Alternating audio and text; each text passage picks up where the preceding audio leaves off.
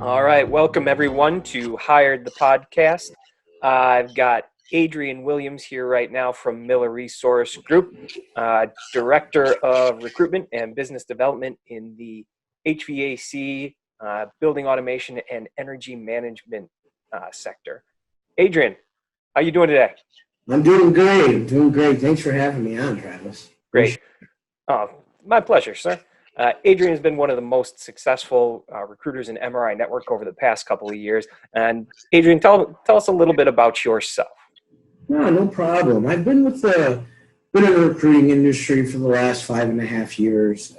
As you mentioned, my focus is in the energy management, building automation, HVAC side of things, really helping companies find the best people and also helping people find the right company. So you have been incredibly successful over the past couple of years. I mean, just tip of the top of recruitment industry professionals. Thank you. How you doing it, bud? What do you think you're doing to have so much success? Good question. I guess first, I learned a lot, right, from Miller Resource Group. I've really learned a lot coming on board, but the biggest thing for me, I think it's listening. I truly believe it's listening. And when I say listening to the client tell me the type of individual they're looking to help them take their company to new heights, right? That's going to help them benefit them in their current situation and beyond.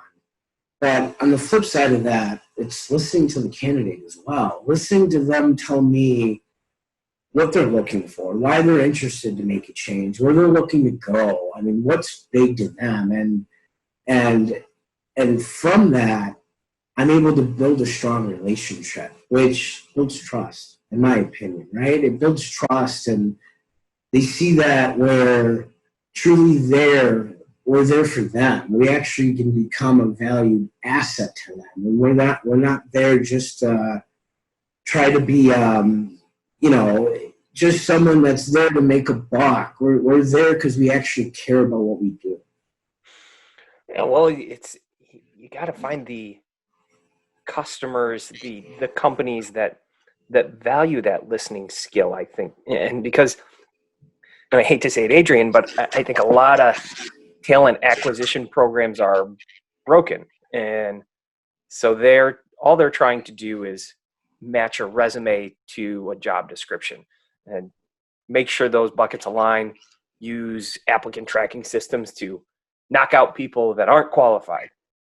And so if you're working with a company like that, I would guess that the ability to listen doesn't really matter that much, because all you got to do is you get a rec, here's a job description, plug it into LinkedIn, plug it into your ATS, see what spits out.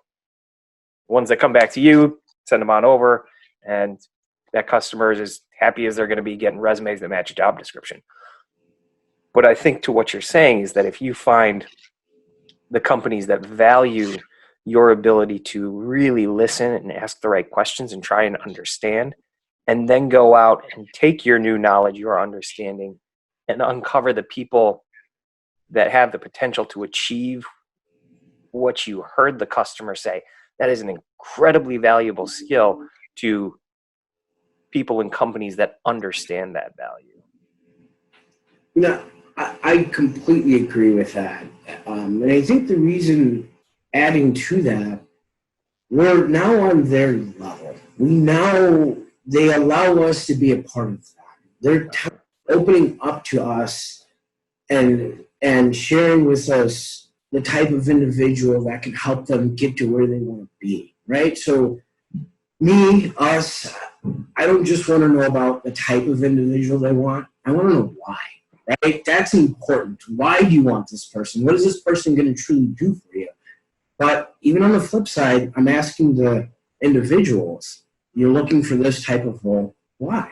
What is it going to do for you? What drives you at it? And I think that's what sets recruiting companies apart from other ATS firms, right? Just companies to where, will submit resumes to you because you're not going to get that knowledge. You're really not going to understand someone, why they're making the decisions they're making. All you're really going to see is if they have the right skill set. But what comes from that is mishires. I hear it all the time from my clients that maybe they've brought someone on and they had the right skill set, but all of a sudden something happened that shouldn't have happened, right? Maybe they didn't treat a potential end user or client the right way, or maybe they got in an argument with their coworker. It's going to be a world of different things, and a lot of that truly matters. Mm-hmm. How many companies are you working with, Adrian, that have that mindset of let's hire what we can't train? Let's really dig into what are the absolute must-have capabilities in order to do this job. Everything else be damned. Let's find the people that have the most base skill set in order to be competent in this job. And then let's dig in and find the best person who has the most potential. How many companies out there have that mindset? Not as many as I would think. Some individuals, some companies that I've worked with talk to, I need someone that has these exact skills. This will work, right? But I think it's changing a little bit. I truly do. And it's not just from us asking them the questions, right? What are you doing to keep your employees? What are you doing to, what keeps the individuals that are working for you there for a long time to where they're not another recruiter, they're not seeing another opportunity, what's putting their blinders on, so they're going to keep going with you, right? I just think it's starting to change because they're asking questions of us as a recruiting company because they understand that this is our expertise. They understand that what we do is consistently talk to individuals, have conversations, get to know them, and asking, what do they want to see in the future within a company, right? But I always ask the client in the sense of, do you ask that question? You ask that question to the individuals you're interviewing. If I do hire you, what's going to keep you there, right? That's a question I think it's being missed a little bit because, yes, just as much as the client is interviewing a candidate, the candidate's interviewing you just as much, especially in the energy management building automation space because it's not a huge market, right? Everyone knows each other. It's a niche space that's actively growing, but it's definitely a two-way street as far as who's being interviewed. So how can a company, if a company's not already going in with that mindset that the candidate is interviewing us as much as we're interviewing the candidate, what can a company do to start to shift that mindset? What are some of the first steps they can take? Good question on that one. I would say ask more questions, right? Ask more questions about them. Why are you talking with me? And where do you want to go? Tell me a little bit something about your family. What's big to you? What do you do for fun, right? But you need to also be open with them. Tell them who you are, what drives you, what you like to do for fun. Because if you can build that relationship just outside of the business, right? Build a personal relationship to where you can turn it into a family, because that's what it's all about, right? The people in your business is what's going to grow your business. Yes, you're going to have a great product. Yes, you're going to have a great story, but the people's what's going to drive it, right? They're the ones that are your brand. They're the ones that are going to make you or break you, and that's in my opinion. But I think if that mindset can be built, if that can be built a little bit more, not only are you going to attract the right people, they're going to stay. And what does that mean? They're going to tell more people about you, right? Where it's going to also attract the right people. Mm-hmm. I think you need to convey that message to the candidates too, because it's I can't tell you how many times I've interviewed a candidate, and we'll have a pretty good dialogue, but I'll be the one primarily asking the questions, and we'll converse back and forth, and they'll have some questions regarding the question I asked. But getting towards the middle stages of the interview, I'll try and transition to getting them to ask me questions. And I can't tell you how frustrating it is when I ask a candidate if they have any questions and they say, nah, I'm good. Or what's the compensation? Or tell me about a typical day, which is a fine question. But if that's the only question they have, then I don't know how much information they're going to get. So how are you coaching candidates to go in with the mindset that they need to interview the customer as well? They need to interview the company as well to ensure that it is a place where they're able to do great work, because the candidate is just as responsible for figuring out if they can do great work for a company as the company is for finding that information out too. Outstanding point. Outstanding point. And the way I do it when I'm talking to a candidate, when I'm interviewing or having a conversation with someone, I want to get to know about them, right? I want to know what drives them, what motivates them, why they want to make a change, and where they're looking to go, and what matters to them, right? And so if I'm scheduling an interview between the candidate and a client, I'm making sure they're asking those questions. Of course, I'm going to give them insight on that, right? From what I know, I'm going to give them insight. But, hey, if this is important to you in the sense of, if you're the owner, Travis, where do you see the company going in the next 5 years? I mean, where do you see this? And that's important, because it's not just me, a third party, saying that to them, right? But it's coming from you directly. And that's, again, it's building a relationship. You're understanding where that individual is going to take it. But I really think that's key in culture. Tell me what life's like within the company. Tell me what your management style is like. Don't be afraid to ask those challenging questions, right? I mean, don't be afraid. I mean, you better believe I do, and hiring authorities, when they call you references, what is it like to work with this individual? Would you hire him if you had your own company? Tell me something negative that you think this individual can improve in the future.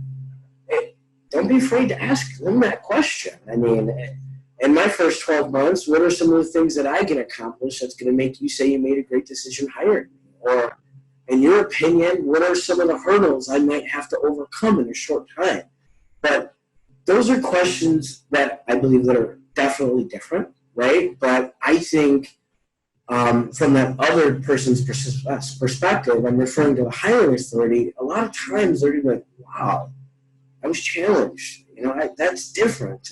Okay, I'm listening, I'm engaged, right? And not just simple yes, no, that makes sense, right? Elaborate a little bit more. Don't be afraid to ask the right questions. So I really try to help them gauge that. It's definitely different for some people, but I think the ultimate thing, they get to know who they're potentially working for, right? It's not just, finding a role. I mean, we're helping people for the long run. We want to make sure that where you're going, it's a career move for you. So we want them to make sure they're asking the right question, because for some reason, if they're not hearing what they want, just like an individual client might be interviewing more than one person, and they might ask a candidate a certain question. If something's not there, they may not move forward.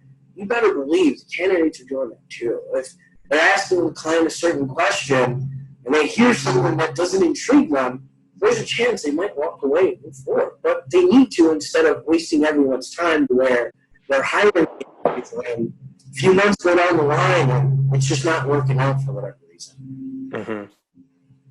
Isn't it better to uncover those, that it's not the right fit before the job even starts, rather than 6 months, a year and a half down the road, and you got to start it all over again? I agree. I definitely completely agree. So it's that relationship, getting to know each other is so important. Mm-hmm. And so much of it goes back to what you said back at the beginning. How you think you've been successful is your ability to listen. And it's a really, really difficult skill, Adrian. So um, I guess I got a couple of questions about listening. And maybe it's kind of the same question. Is that something, your ability to be such a good listener, is that a skill you've always had? Or is it something that you've honed and developed? And then my follow-up question to that is, if somebody knows that that's not one of their skills, the ability to listen, is that something they can develop, and how can they develop it? Good questions. I guess personally, it was definitely something I developed, right? It wasn't something that was a part of me. I mean, I've been in sales for a good bit of time. My background was more direct sales, right? Calling a C-level executive, building a relationship, and trying to drive a product right then and there, right? And that's one thing I've really have learned here is being able to listen, right? Instead of saying, here's what you want, this is why it should work. And if you actually can listen to an individual, why they want something, why they don't want something, or why they want something to change, or where they want to go, I mean, now think about when it's time for you to speak, right? Not only are you listening, they feel more comfortable with you, right? Because you're listening, you're not trying to just drive something at them. But B, they just filled you with information, right? They filled you with why they want this, and A, just like you said, if it's not going to work, we can say it right there, so we're not wasting each other's time. But the other point is, I know what to share with you. I know what's important, right? I know what you're looking for, what matters, and does everyone have that trait? No, but do I think it's can be developed? Most definitely.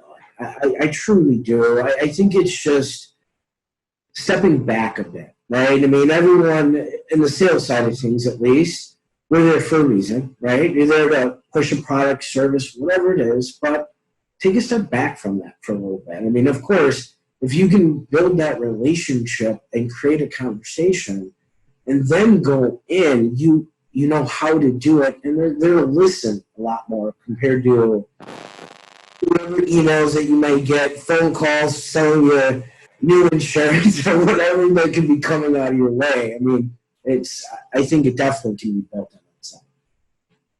Yeah. So switching, I like the way you're switching gears here a little bit. And, I'd love to talk a little bit about um, about bad salespeople, because you're one of the great ones.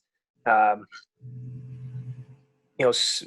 I wish more salespeople had your mindset, because believe it or not, almost every product on the planet is valuable to someone.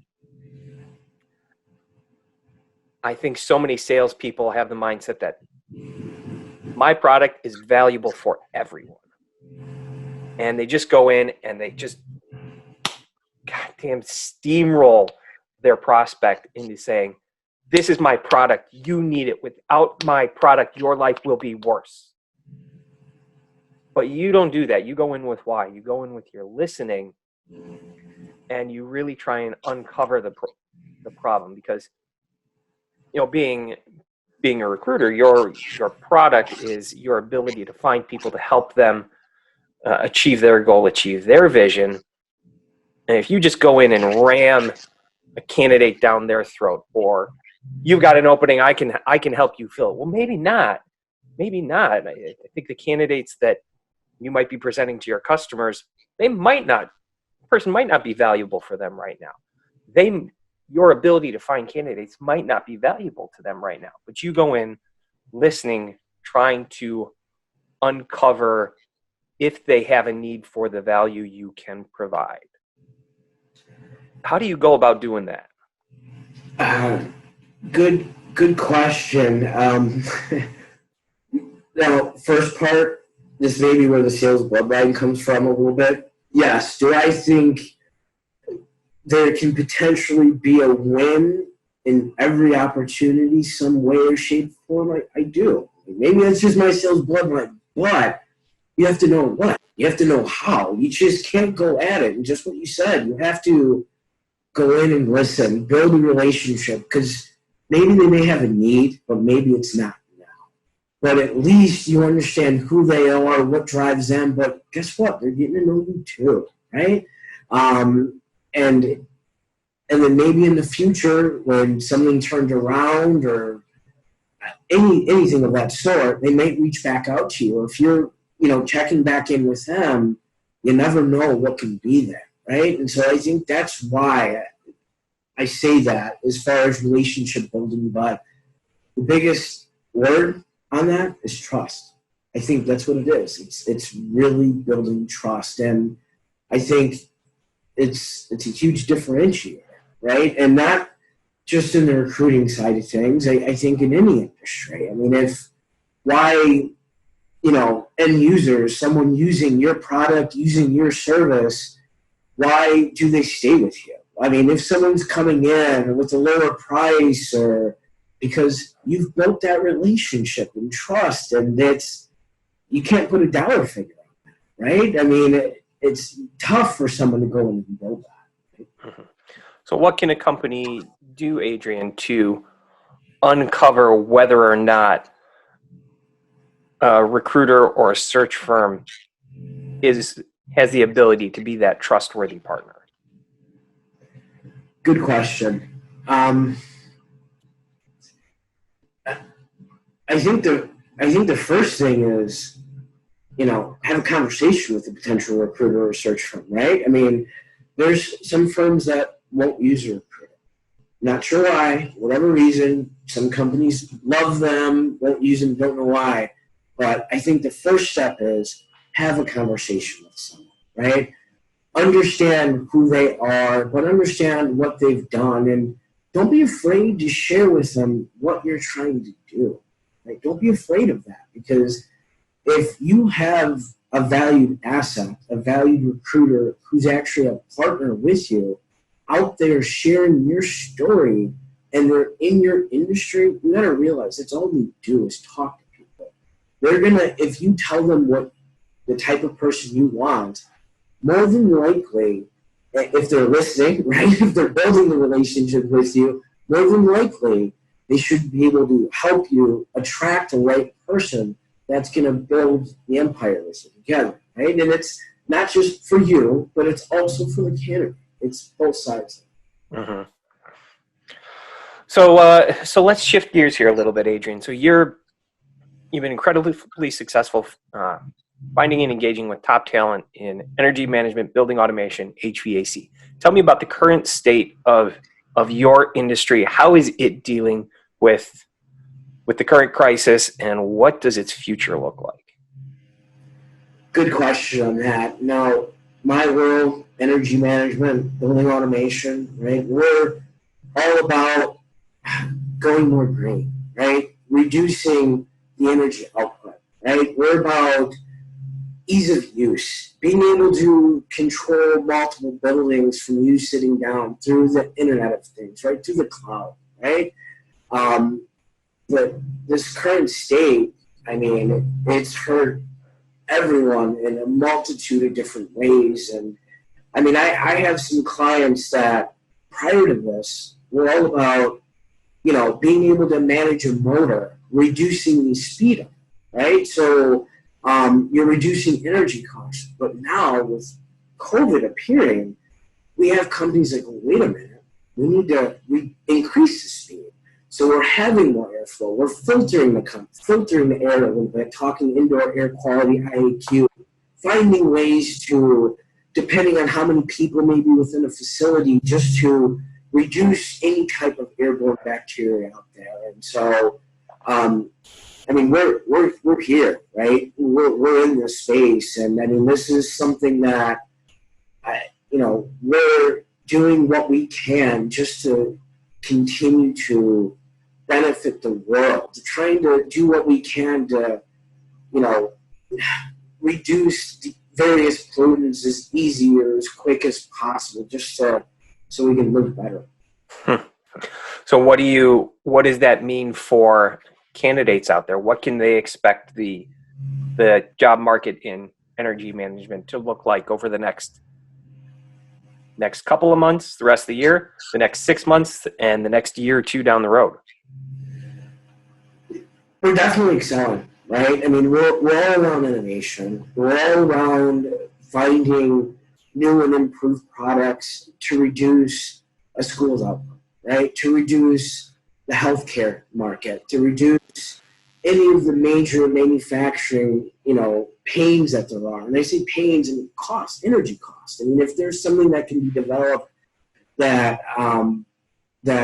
to where they're not spending as much money and they have more control over it, I mean, it's there. And I mean, that's where we're continuing to go. And we're talking AI, artificial intelligence, right? There's a number of firms that are going more into that realm, just making it easier for you, the homeowners, the building owners, everyone, your children, just making it easier to use. Mm-hmm. And it's definitely, it's there. One of the reasons I'm in this space, why I enjoy it, is because we're providing value. I mean, we're doing something to help people, reducing the carbon, right? Reducing, helping people to put more money in their pockets, and we're just changing the world one step at a time. That's one of the reasons I enjoy it, why a lot of individuals coming out of school are starting to look for it. I mean, there's more colleges that are starting to provide degrees. I mean, there's more certificates starting to come out. We have various schools providing certain training on this that's starting to come out more than ever, and that's outstanding. Mm-hmm, mm-hmm. So if somebody's just thinking about getting started into the industry, or to our massive audience of high school children that love listening to Hired, the podcast, if they're considering a career, their next step, why should they consider getting into energy management? Well, I think the first thing I would say, I mean, and again, knowing that you're a part of an industry that's making the world ultimately better, right? I think that's the big thing for me, knowing that you're actually not just doing something to make a buck, or, you're actually doing something to help people. That's the biggest reason. And this is an industry that's massively growing.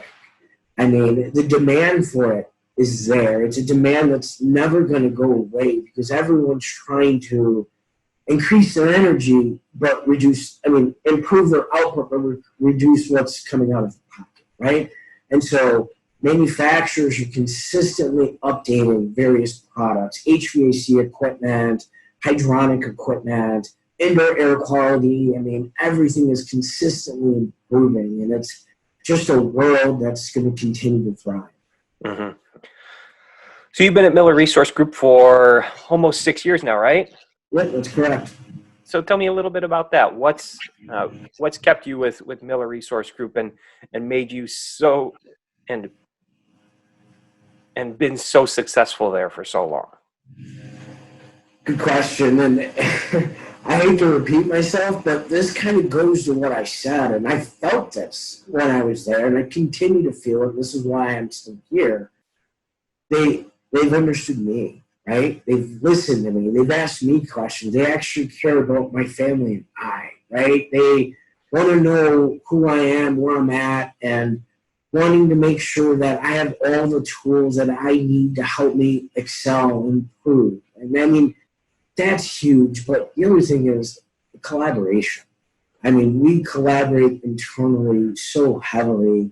It's unbelievable. I mean, we're there when someone falls. I mean, we're there to pick someone up further than they already are, right? I mean, we work together, and I've used this word already. I mean, we're family.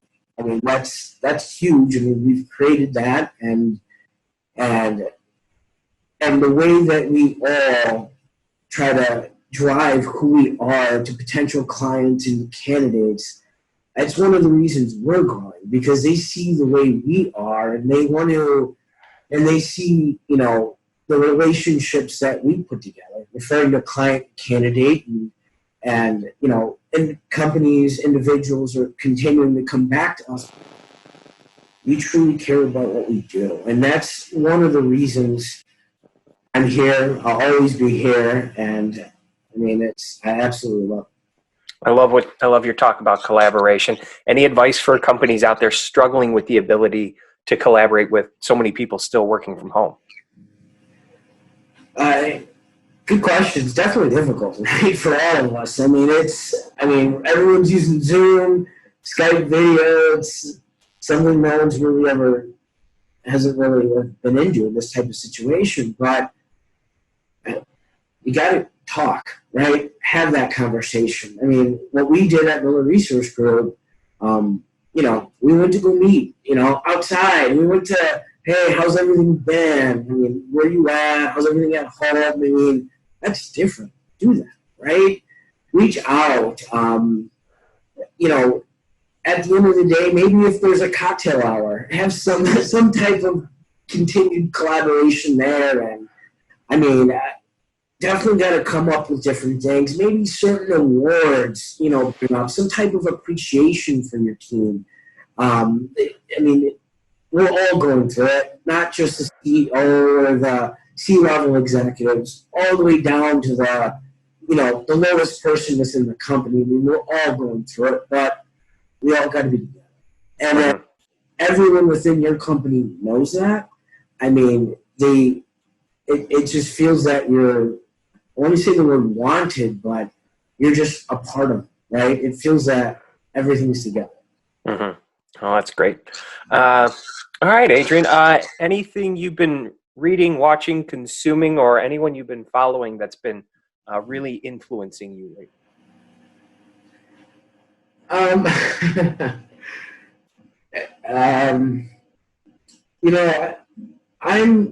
one that's, listening to various motivation, quotes or various motivation podcasts. I apologize, you might hear some landscapers right out of my window, but they're outside as we speak. But I'm just all about doing what you can move forward, right? And none of us not many of us are in a situation we want to be in right now, okay? But it's just figuring out where we are and figuring out what we can do to adapt and to do what we can to move forward, right? So I've been really just focused on various, podcasts or, things of that sort, just keeping your mind moving forward, just, taking with what you have, understanding it, not walking away from it because all that's going to do is set you back, but just figuring out what to do to continue to step back. So it's kind of where my mind's at a little bit on that side of it. That's a great place to have your mind right now. Well, Adrian, thanks so much for taking some time to talk with me today. I really appreciate it. A lot of wisdom in what you're saying. And I hope I did a good job of listening, because I think there is a lot of good things that I learned from talking to you. So really appreciate it, sir. Thank you very much for having me on, Travis. It's been my pleasure, Adrian. Keep on keeping on. You're doing fantastic. I appreciate it. Have a great day. You too.